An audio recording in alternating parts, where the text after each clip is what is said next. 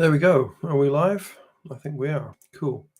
So, hey everybody, Chris Dixon here from Rock Guitar Lessons for Old Guys, and welcome to the Monday night guitar hang.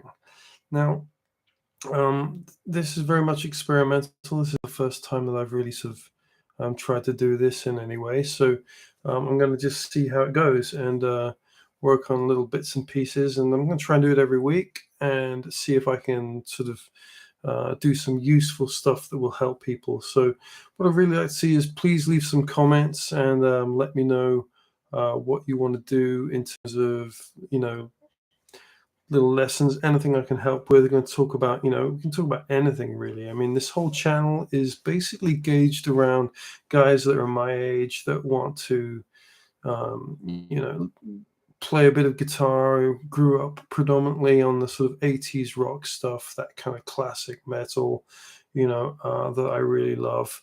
And that's the kind of thing that I really want to sort of talk about, create some kind of community thing going, so that's really what this is all about. Now, this being the first one, I'm kind of under no illusions that I'm not going to get that many people, if anyone, sort of logging in to check it out. So I'm going to spend a bit of time probably working on my guitar sounds. I've just literally been teaching. I do an awful lot of private tuition on here, right here, online, and I'm going to what I haven't done recently is sort of I use a lot of clean tones when I teach, because that kind of works best for teaching certain types of students. They need to hear stuff really well, but I haven't got much of a rock sound out of my equipment that I'm using at the moment. So I'm going to spend a little bit of time getting some sounds together tonight, and I'm going to then probably edit this video down into some kind of lesson video on open chords, and sorry, not open chords, power chords, but specifically the open power chords in this particular lesson. And I'll talk exactly about what that means. But, obviously, if you're not watching this live, but you watch at a later point, please feel free to put in any comments you want. I always like to respond to stuff. And in fact, that's exactly why I'm going to work on my sound a little bit tonight, is because one of the comments I received in another video was about how I get my sound from my videos and things. And so I'll talk a little bit about that actually, and I'll work a little bit on my sound with you guys and see how we get on. So obviously playing rock guitar, you got to have a good rock sound, so that's important. So that'll at least address one of the first comments that I got about this stuff, which is the actual sound itself. So I'm going to start from scratch with this.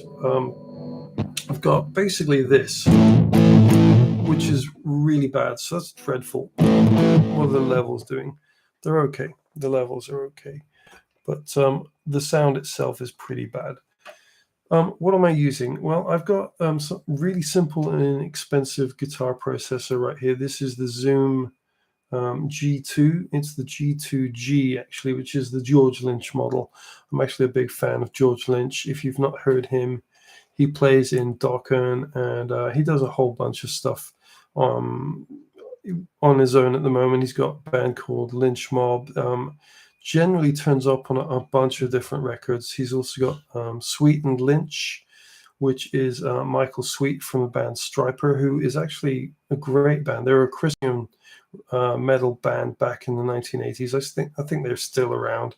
But I actually went and saw them. I can't remember if that was like my first or second gig. I saw them over at the San Jose Civic with some buddies of mine that took me along, and they were actually really, really good. Really good band. So check out some of their albums. Stryper, Stryper, Stryper. Ed Gear is here. Hey Ed, how you doing? Good to see you. Thanks for joining us. So some of my subscribers actually out on the west coast of America, so I'm expecting them to join. But so I'm going to work a little bit on my sound, my metal sound, my rock sound tonight, and just go through some of the presets on this and try and get something that I hope sounds good, and also talk a little bit about some of the the basic power chords that you need to play metal, and they are very important. So let me just start off just by tweaking some settings on this zoom pedal. So as I said, it's a zoom G2, the G2 actually. The G2G is the George Lynch model. Then you can't get them anymore. I don't know that there's that much difference really between the G2 and the actual G2G. George Lynch did a few of his headgear. Yeah, that Striper show was great. Yeah, it sure was, wasn't it? It really was. Let's see, how am I doing this? What am I looking at? So I'm trying to actually get familiar with this bit of equipment. I also can't see it very well because of the angle that I'm at. Okay, so right, our first setting is compression. Is it on? Is it off? It's off. Okay, good. Wah-wah, don't want that. Noise reduction, maybe. Here we go. Got some drive. So I'm on the drive setting, and I don't like that. So it's dreadful. I don't actually know what a lot of these things do in terms of the settings. So that's a Fender clean. Fine, but not really what I'm looking for. So I guess it's getting, that's a jazz chorus.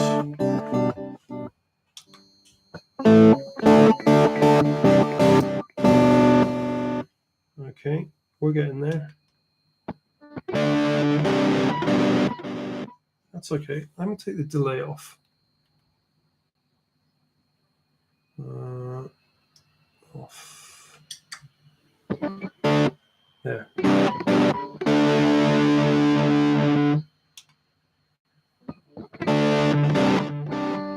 Delay back on because I don't know what I'm doing. Okay. All right. So I'm toggling through just some distortions and things. Trying to get something that's reasonably. That's okay. I'm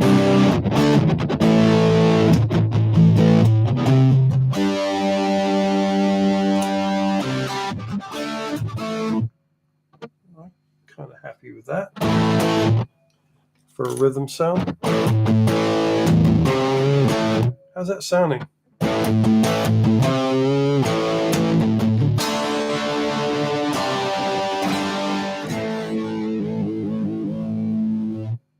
Okay, I like that one. Let's see what else there is. Okay, kind of compressed. But yeah, a candidate. Oh, this is the PV setting.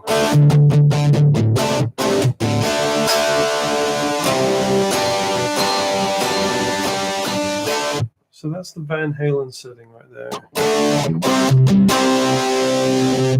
I kind of like that. It's overdrive, way too dry for me. Same with that. Maybe. Nope.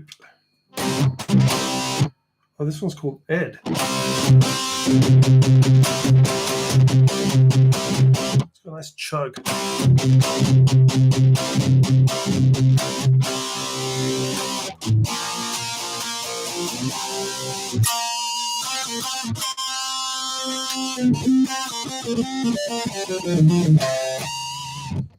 Interesting. Maybe that. Nope. Nope. Oh, that's acoustic. It's supposed to sound like an acoustic guitar. I use that a lot in my clean sound, actually. It's really good. So where was I?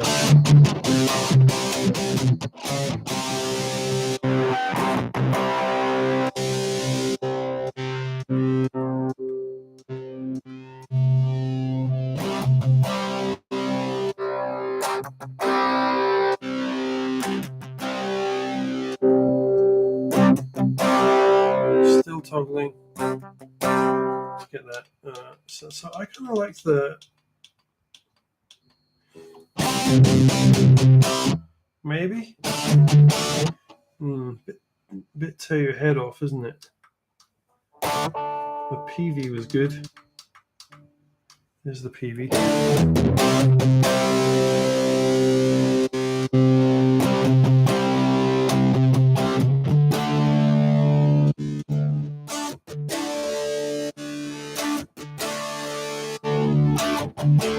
We'll go with that one.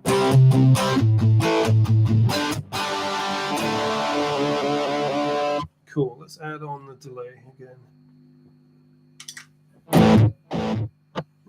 Too much.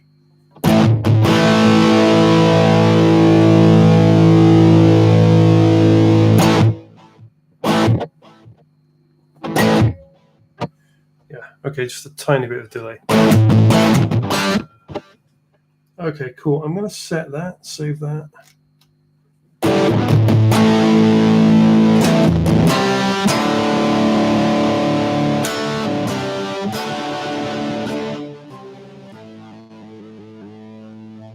Okay, cool. So that'll do, I think, in terms of just get my sound set up. I'll need to remember that setting. I'll save it and all that kind of stuff. I just wasn't really happy with a lot of the settings that you get in this, believe it or not, despite the fact that a metal guy or a rock guy, George Lynch, apparently programmed a lot of these presets. They don't really sound awesome to me, but the clean sounds do, ironically. So let's talk a little bit about power chords then. If you're going to play rock or metal, then power chords are absolutely paramount. You can't really play rock or metal, certainly, without employing power chords in one form or another.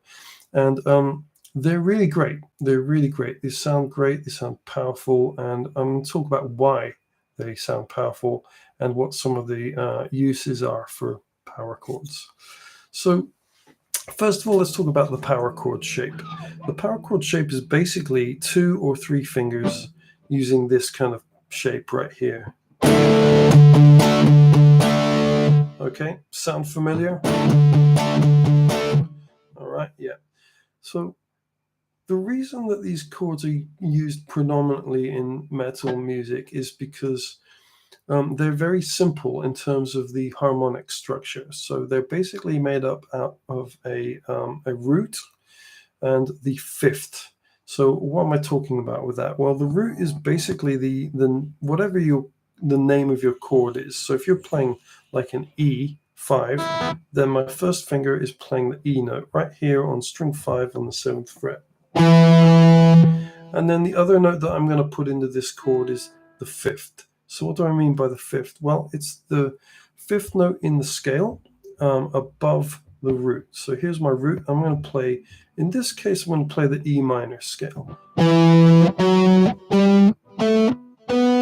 So it's that note there. 1, 2, 3, 4, 5.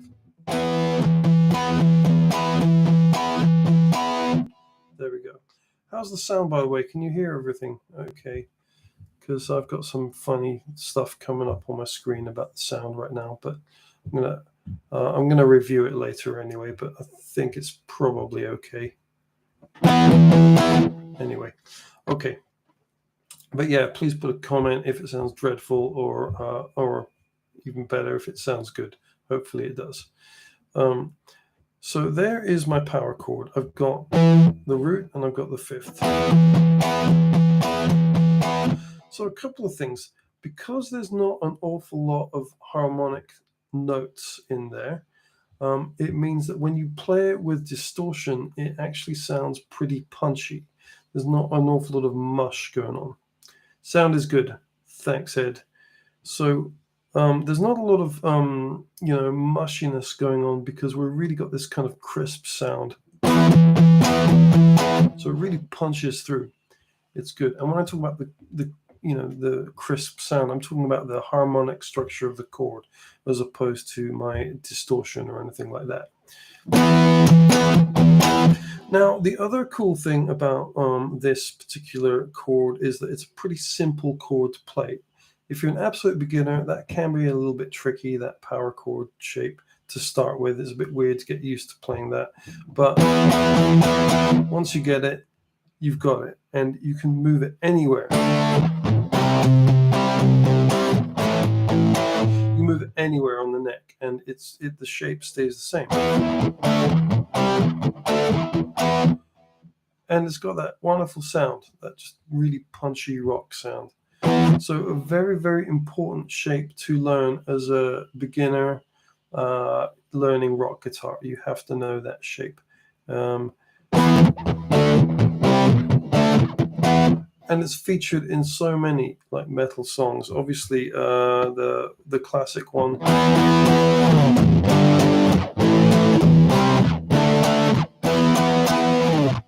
Rock You Like a Hurricane by the Scorpions. Really just uses that shape all over the place. That's one of like thousands of examples. What I actually wanted to really get into tonight was using those as an open position. Okay, so once you've got this shape down, you can start to employ that same shape down here using the open strings. And this is a pretty common way of using this particular power chord shape. So at first it doesn't look like they have anything in common, you know, because up here I'm playing with my first finger and my third finger. But when I'm playing it down here, I'm only using my first finger to play it. So, and it's on a different string. So how does that actually work? Well, what's happening is I'm basically taking this shape, I'm moving it so far down the neck that my first finger note actually becomes just an open note. Okay, so I'm using, well, in this case, my third finger and also this open string on the fifth string.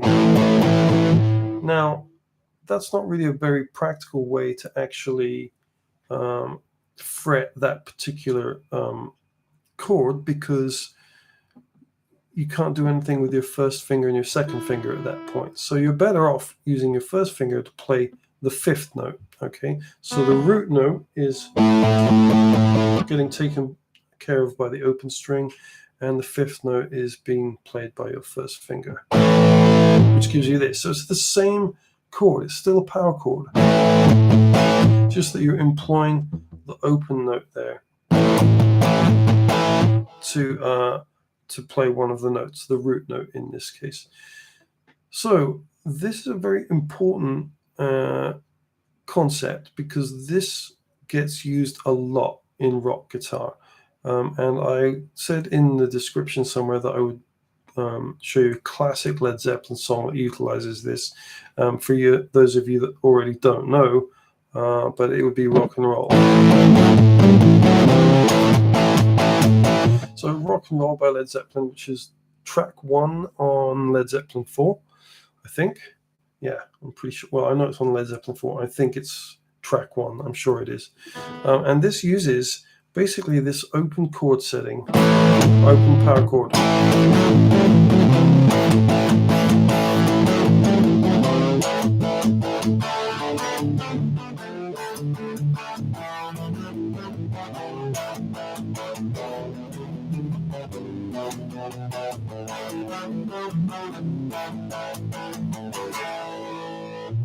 Okay, so that classic Led Zeppelin riff right there. And obviously there's a lot more going on. I was using my third finger and I was using my pinky to play some notes there. And what's actually happening there is that your first finger is playing the fifth, so your third finger adds in the sixth note.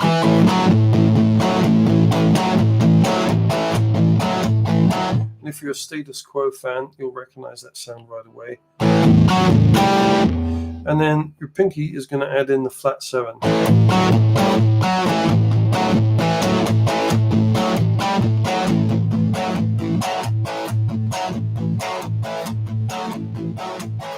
So there we go. We get this really classic sort of, you know, I guess bluesy type riffs. Obviously that's used in the blues because rock and roll is essentially a 1-4-5 blues. So let's analyze what's actually happening in rock and roll. Starts off on is what we call an A power chord or an A5 chord. If you see A5 listed in the music, then that's an A power chord.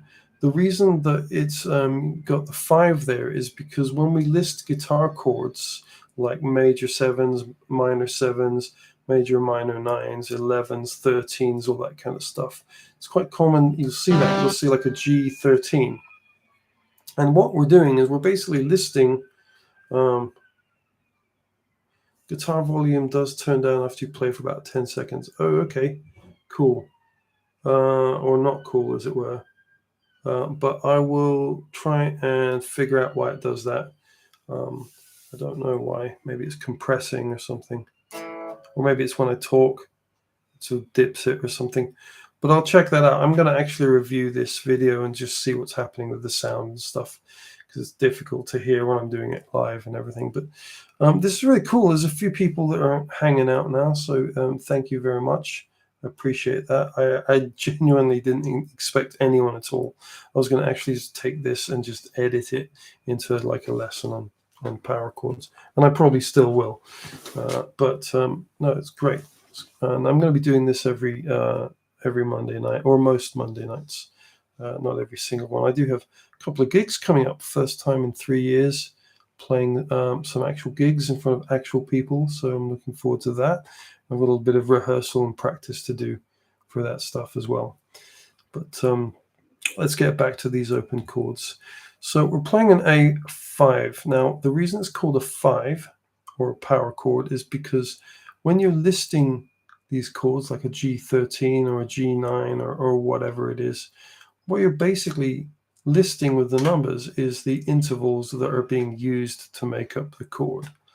So, for example, in the case of like a G minor 7, I know from that the intervals contained in the chord, that's the chord formula or the notes from the scale that are used in this chord to make up this particular sound, are the root, the 1, the root, the third, the 5, and the flat 7.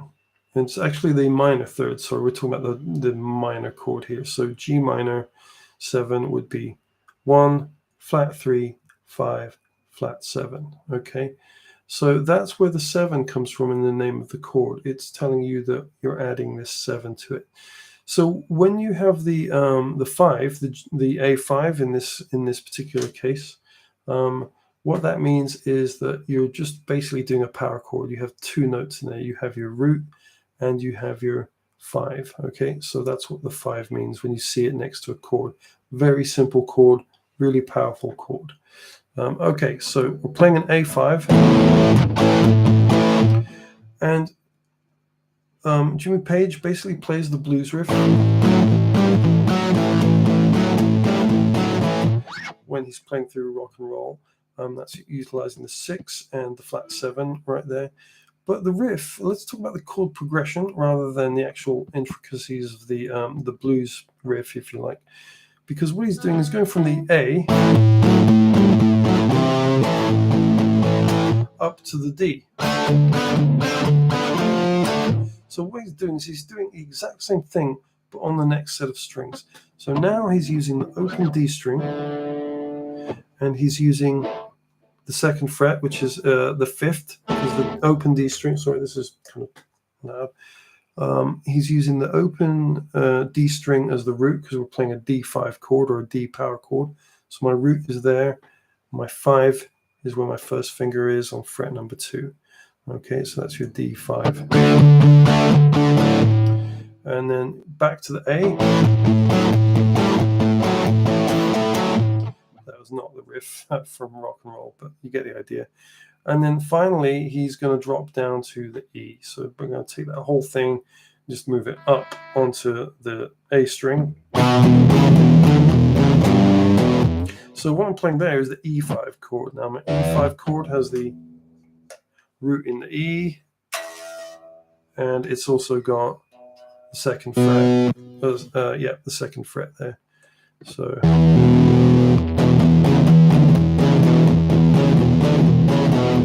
okay, so that's the basic open power chord shape that is utilized massively across rock, metal, blues, okay? And it's just using these really simple chord shapes just down in the open position. So let's have another blast at rock and roll.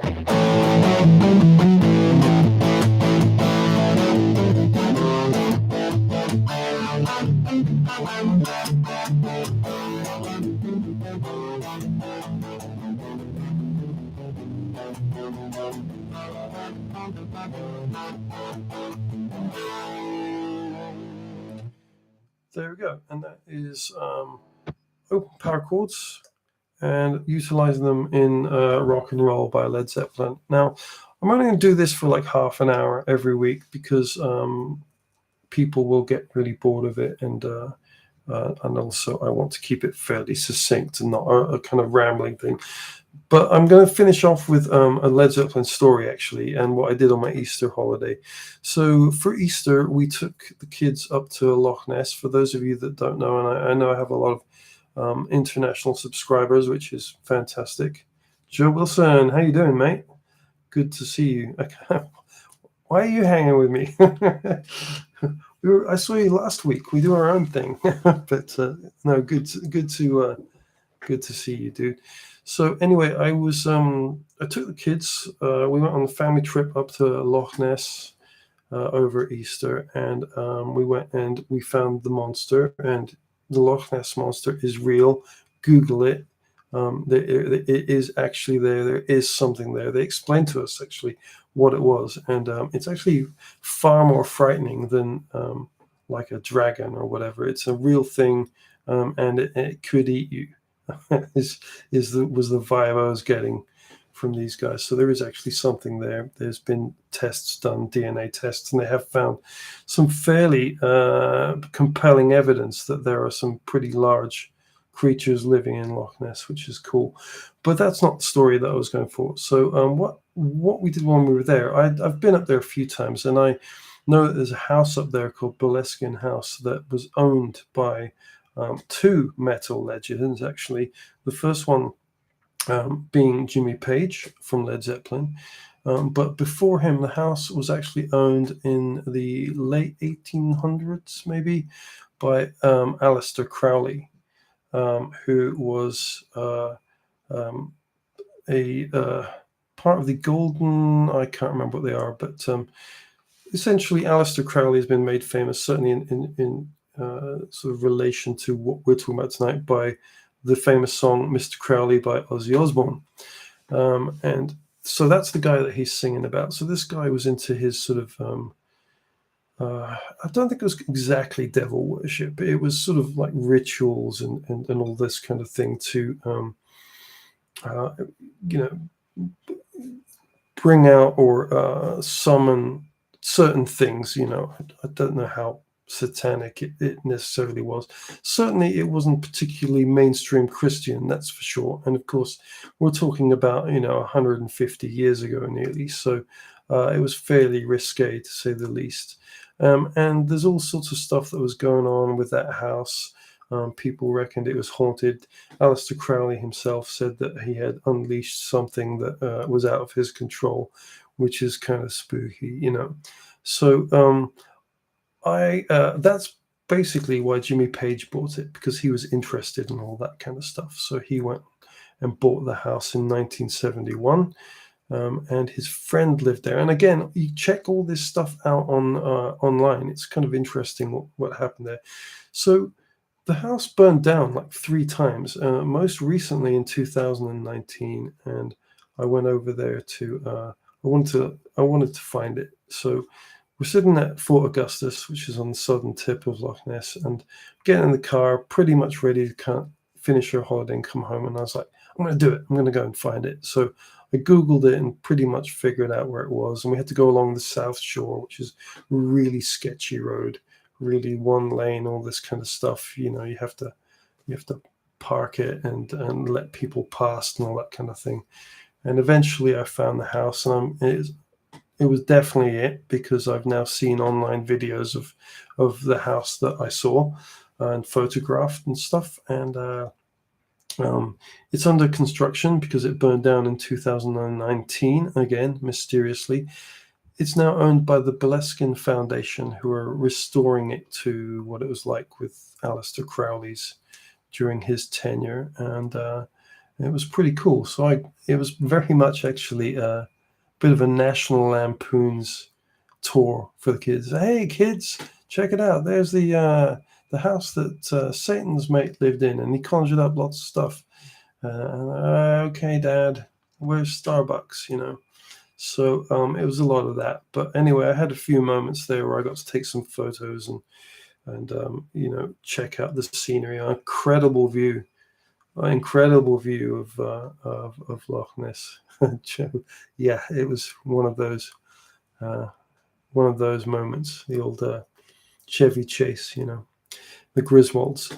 But very spooky vibe about that place for sure.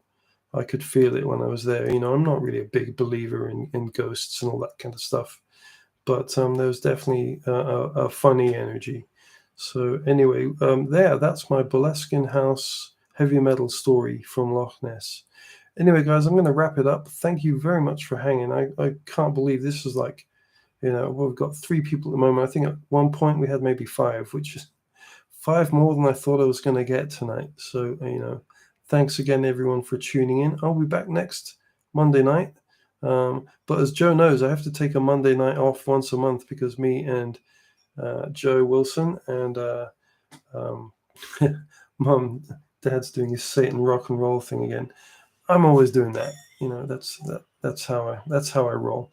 But yeah, so I will. I'll see you guys. I'll see you guys next week. Vincent Stagliano, good job. Well, thank you very much. It's good to get some positive feedback. So that's the power chord lesson, or at least the open power chords. Next week, I'm going to focus on some songs that actually use just the straightforward power chord shape and go from there. Again, please comment on stuff you want to learn. I'll break anything down, really, and look at anything for you, no matter how complex. A couple of weeks ago, I was doing some Jason Becker arpeggios, which was pretty hairy, as you can imagine. He's awesome. So anything's up for it. But yeah, thank you very much again, and I'll see you guys next week. Bye for now. Thanks for hanging out.